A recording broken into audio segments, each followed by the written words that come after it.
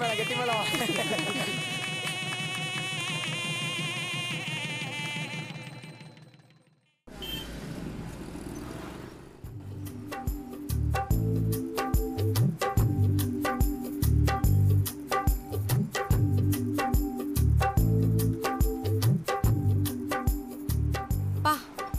ஒரே வருஷத்துல சென்னை இவ்ளோ மாறிடுச்சா? இந்த ஏரியால இருந்த பாதி வீடு காணாம போயிடுச்சு சந்தோஷ். அதுக்கு பதிலா பெருசு பெருசா எவ்ளோ பெரிய அபார்ட்மெண்ட்ஸ். டெய்லி நீங்க இன்ஸ்டிடியூட்டுக்கு இந்த பக்கமா தான் வரீங்களா? சென்னையில இது கொஞ்சம் காஸ்ட்லியான ஏரியா இல்ல? அரை கிரவுண்டே 5 கோடி 8 கோடிங்கறாங்க. இவ்ளோ காசு கொடுத்து இடம் வாங்குறவங்க ரொம்ப பெரிய கோடீஸ்வரங்களா இருப்பாங்கல்ல? ஆனா எவ்ளோ காசு பணம் இருந்தா என்ன, ஓட்டு வீட்டுல இருக்கிற சந்தோஷமும் நிம்மதியும் பணக்காரங்க வீட்டுல இருக்காதுன்னு சொல்லுவாங்க. கரெக்ட் தான். பணம் சேர சேர மனுஷங்களோட குணமும் மாறிடுமா. கஷ்டமோ நஷ்டமோ மிடில் கிளாஸ் தான் மனுஷனை மனுஷனா மதிக்குது. நமக்கு இது போதும்பா.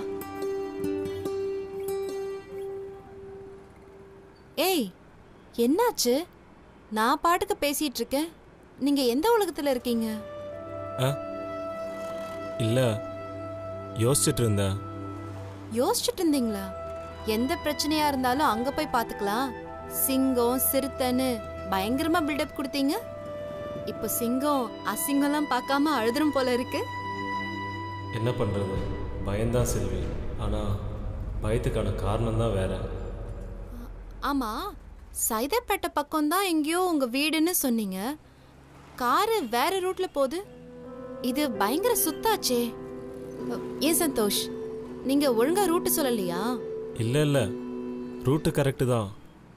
ஆனா நான் தான் உன்கிட்ட ஒரு விஷயத்த சொல்ல மறந்துட்டேன். என்கிட்டயா? என்ன சொல்றீங்க?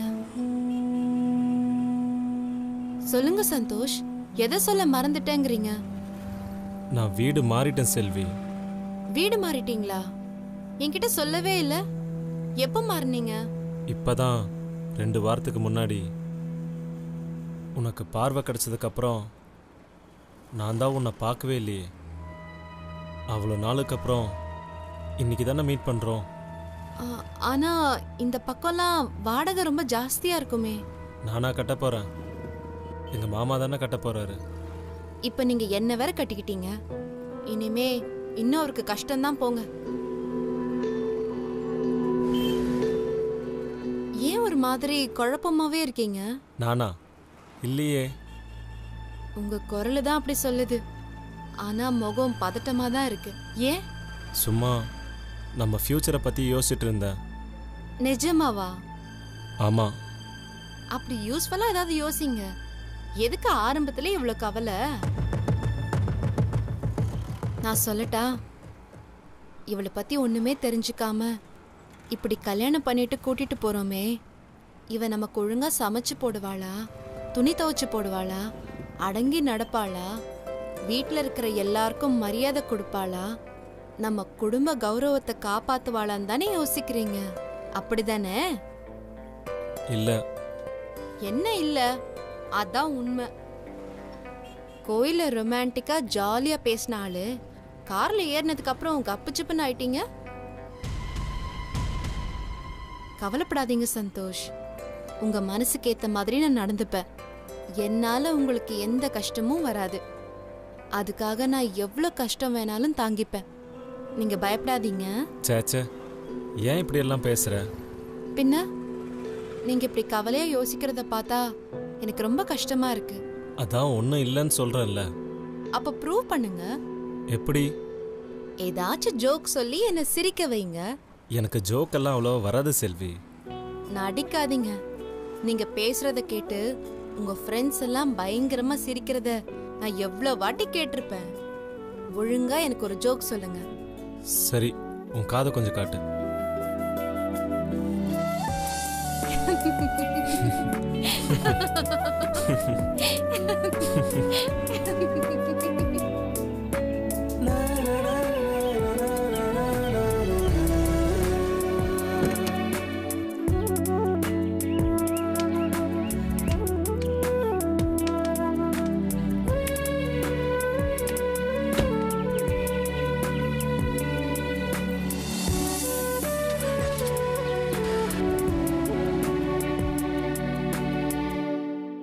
என்ன நீங்க உங்க வீட்டுக்கு கூட்டிட்டு போறீங்கன்னு வேற எங்கேயோ வந்து நிக்கிறீங்க? இல்ல, இதுதான். இது பெரிய பங்களா வீடு. தெருகிற மாதிரி வந்துட்டீங்களா? சார், ம். என்ன இது?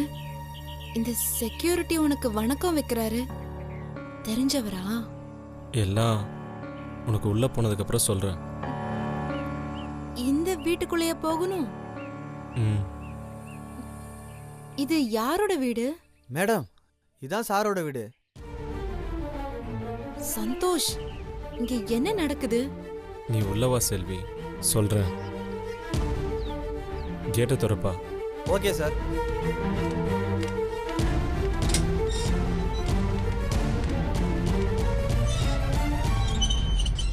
அட பாவிங்களா!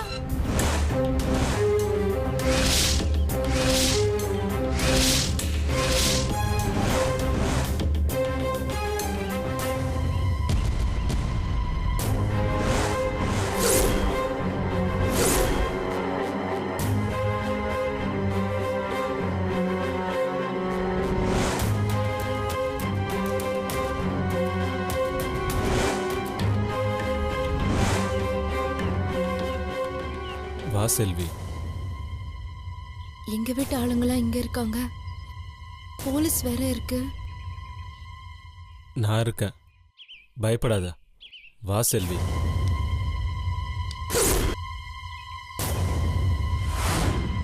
வா செல்வி.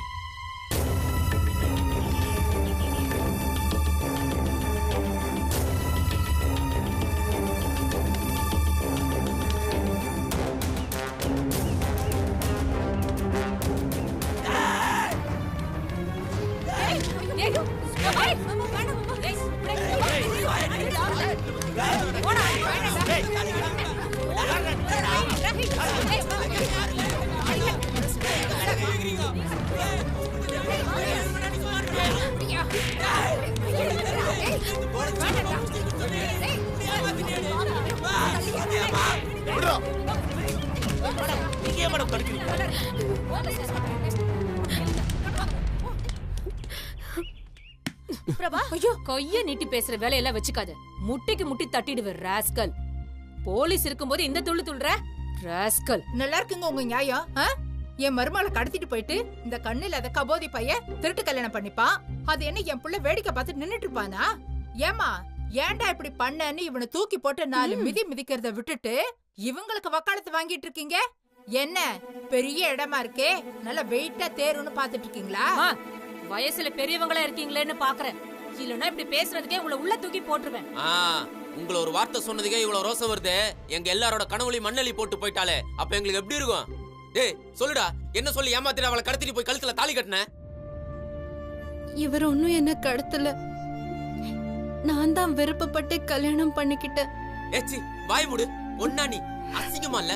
அம்மா அப்பா சொந்த பந்தன் எல்லாரோட மூஞ்சில சேத்த வாரி அடிச்சிட்டிய. கடைசி வரைக்கும் உன்னை என் நெஞ்சுக்குள்ளே வச்சு தாங்கணும்னு நினைச்சேன்டி. ஆனா ஆயுசுக்கு மறக்க முடியாத மாதிரி இப்படி ஒரு காரியத்தை பண்ணிட்டு வந்து நிக்கிறீல்ல செல்வி. கடைசியில நீ இந்த காசுக்கு வேலை போயிட்டில்ல. இவ்வளவு பெரிய பங்களா, கப்பல் மாதிரி காரு, வீட்டுக்குள்ளேயே தோட்டம், இதெல்லாம் ஷேர் ஆட்டோ ஓட்டி இவன் எந்த காலத்துல சம்பாதிக்க போறான்னு நினைச்சிட்டு இவன் பின்னாடி ஓடி வந்துட்டியல்ல. இல்ல. ஏய் என்ன இல்ல, அதாண்டி உண்மை. என்ன பெரிய காசு? என் மனசுக்கு முன்னால இதெல்லாம் தூசுடி. கண்ணில் என்னால காசு இருக்கிற பாட்டின்னு இவனை கரெக்ட் பண்ணிட்டேல்ல. பங்களால வசதியா வாழணும் ஆசை வந்துச்சு. காசு மட்டும் இருந்தா போதும்னு நினைச்சிட்டியா? ஏய், இவனெல்லாம் வீட்டை தாண்டி இவ்வளவு பெருசு கட்டி வச்சுப்பானுங்க. ஆனா மனசு தம் துண்டுதான் இருக்கும்.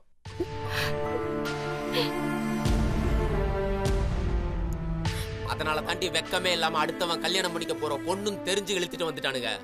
நீங்க நினைக்கிற மாதிரி எல்லாம் நான் வசதியானவன்னு இங்க வர வரைக்கும் செல்விக்கு சத்தியமா தெரியவே தெரியாது. ஏய் மூராவைய, நீ எவ்வளவு தடவை இவளை இந்த வீட்டுக்கு கூட்டிட்டு வந்து சோசை காட்டி மயங்கி வச்சியோ?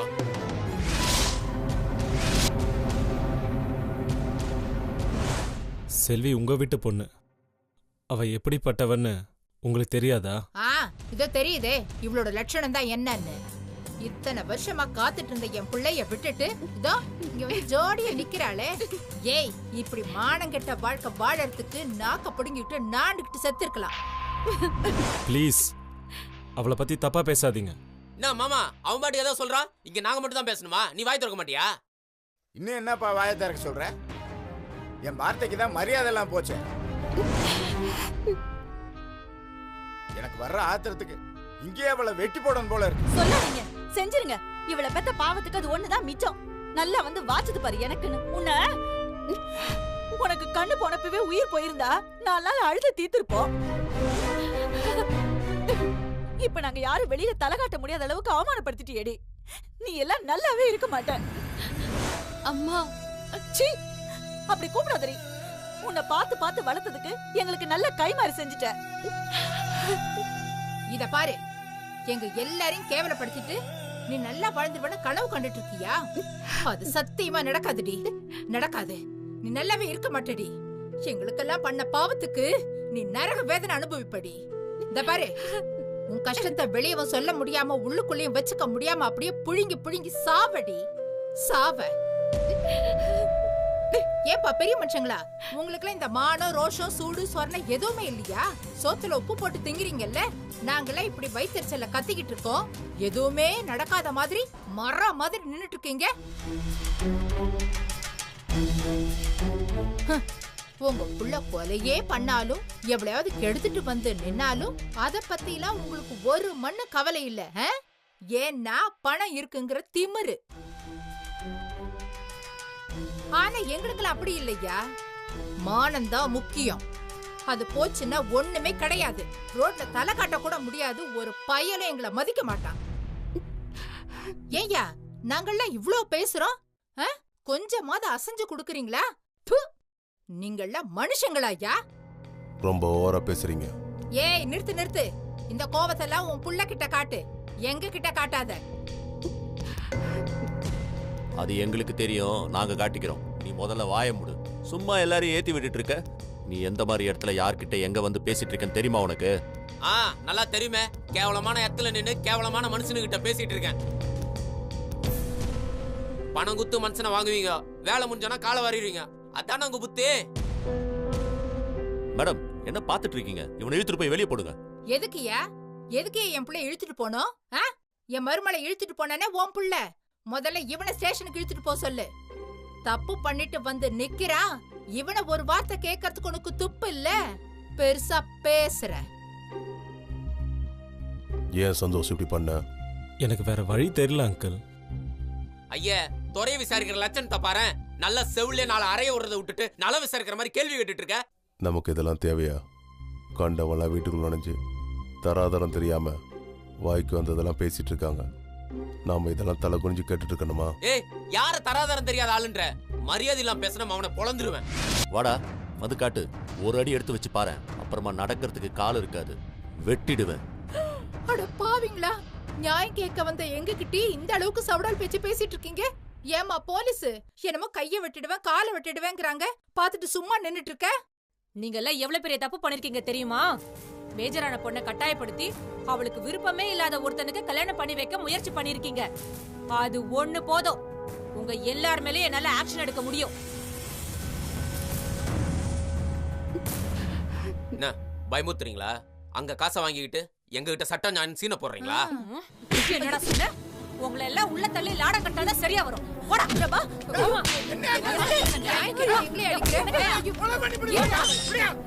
போடா. ரொம்ப துள்ளுற. போ. போமா. ஏய் ஏய், செல்வே. அங்க என்னடா சவுண்ட்? போடா. போடா. ஒழுங்கா போ.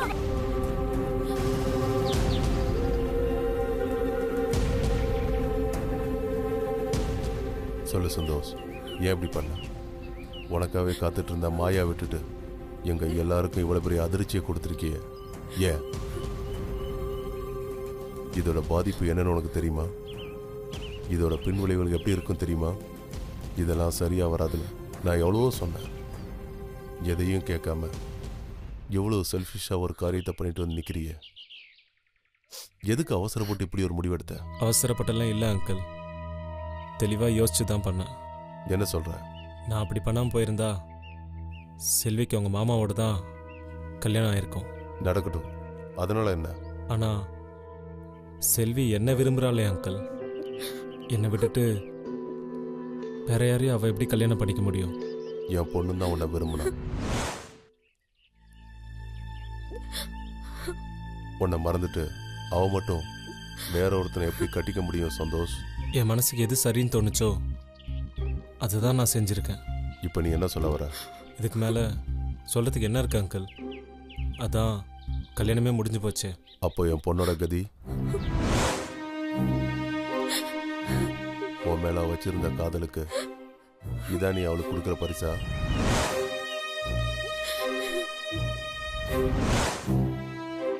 நீ எவ்வளவு பெரிய தப்பு பண்ணியிருக்கன்னு உனக்கு புரியல சந்தோஷ். உங்களுக்கு சரின்னு படுறது இன்னொருத்தருக்கு தப்பா தோணலாம். அதுக்கு என்ன பண்ண முடியும் அங்கிள்?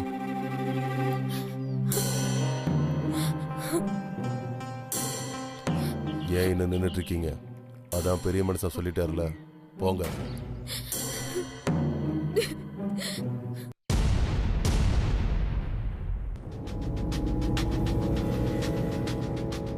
இப்ப திருப்தியா? சந்தோஷமா? உன்னாலதான் எல்லாம். உங்களால என் வாழ்க்கைய போச்சியா? ஏன் மாப்பிள்ள இப்படிலாம் பேசுற? நாங்க என்ன பண்ணோம்? நீ ஒண்ணுமே பண்ணலையே, அதான பிரச்சனையே. உன் பொண்ணு பண்ண அசிங்கத்துக்கு அவளை பார்த்ததும் கண்ணை பழுகிற மாதிரி பொழிர்னு விடுவ, நாக்கு புடுங்குற மாதிரி 4 வார்த்தை கேப்பன்னு பார்த்தா சொர்ணையே இல்லாம உறைஞ்சு போய் நின்னுட்டு இருந்தியா? இல்லையே, அத நான் நல்லா கேட்டுதானே விட்டேன். ஆமா, அப்படியே பெருசா கேட்ட, அவளும் பதில் சொல்ல முடியாம உறைஞ்சு போயிட்டா. போயோ, என்ன நாடகம் மாறீங்களா? டேய், என்னடா நீ அவரை போய் நாடகம் ஆடுற அது இதுன்னு மரியாதை இல்லாம பேசுற? என்ன புருஷனை சொன்னா கோவம் பொத்துன்னு வருதோ?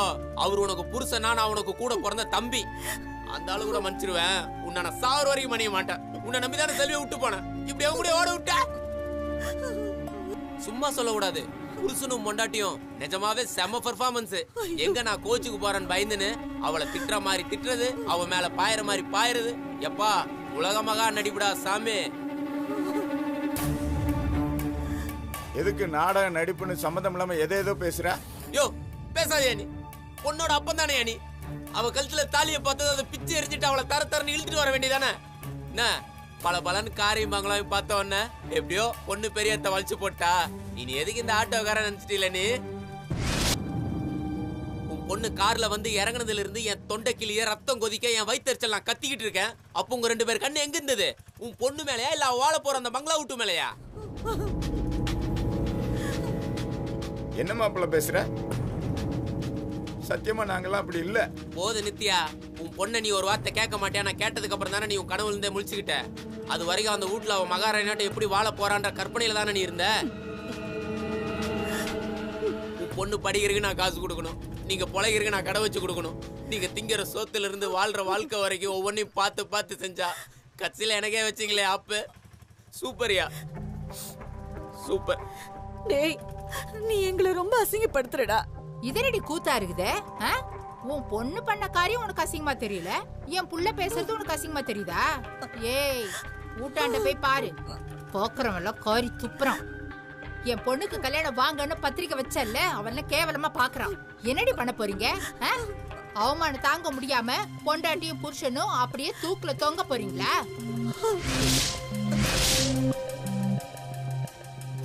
பொண்ணு போற போக்கு சரியில்லை மாமா. எதனா தப்பா நடக்கிறதுக்குள்ள சீக்கிரமா கல்யாணத்தை முடிச்சு வைன்னு எவ்வளவு கெஞ்சிருப்பேன். கேட்டீங்களா நீங்க? அவளுக்கு பயந்து பயந்து தெளிவா ஒரு முடிவெடுக்க வக்கு இல்லாம தேதியை தள்ளி போறதுலயே குறியா இருந்திய. நிச்சயம் பண்ண அடுத்த முகூர்த்தத்திலே நான் அவ கழுத்துல தாலியை கட்டியிருந்தேனா இன்னைக்கு இவ்வளவு தூரம் அசிங்கமாயிருக்குமா? நான் ஜாக்கிரதையா இருன்னு சொன்னப்பவே காதுல வாங்கினீங்களா? எப்ப அவன் நம்ம பிசிஓ பூத்து பக்கம் வந்துட்டு போனானோ, அந்த கிராப் கார் எப்ப வீட்டுக்குள்ள வந்தாலோ அப்பவே ஜாக்கிரதையா இருந்திருக்கணும். விட்டீங்களே, அதான் நம்ம மான மரியாதை எல்லாத்தையும் மொத்தமா காலி பண்ணிட்டு போயிட்டா. இந்த கல்யாணம் நல்லபடியா நடக்கணும்னு என் பிள்ளை ராப்பகலா உழைஞ்சான். பொழுது பிடிய பிடிய வண்டி ஓட்டி ஒவ்வொரு காசா ஏண்டி சேர்த்தான்? யாருக்கு சேர்த்தான்? உன் பொண்ணுக்கு சீர்சனத்தை செய்யறதுக்கு தாண்டி. போச்சுடி, போச்சு, எல்லாம் போச்சு. பொண்ணு ஓடி போச்சுன்னு சொன்னா மண்டபத்துக்காரன் காசு திருப்பி கொடுத்துருவானா? இல்ல உறவுக்காரங்களுக்கெல்லாம் என் புள்ள பத்திரிகையோட பட்டு புடவை வச்சு கொடுத்தானே. அவங்க எல்லாம் கல்யாணம் நின்னு போச்சுன்னு திருப்பி கொடுத்துட போறாங்களா? ச்சே, என் பிள்ளை எவ்வளவு காசு பணத்தை செலவு பண்ணிருப்பான். எல்லாம் நாசமா போயிடுச்சு. காசு பணம் விடுமா, அது முக்கியம் இல்ல, அதை எப்போ வேணாலும் சம்பாதிச்சுக்கலாம்.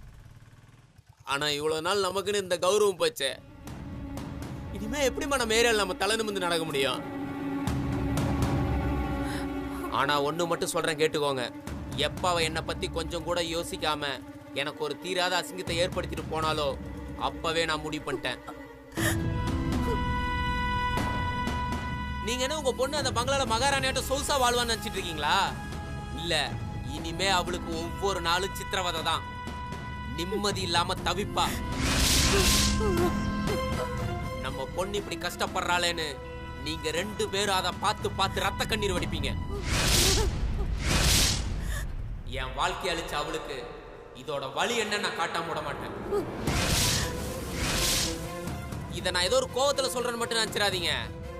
நல்லா எழுதி வச்சுக்கோங்க, இந்த பிரபாவை இனிமேல் நீங்க வேற மாதிரி பார்ப்பீங்க.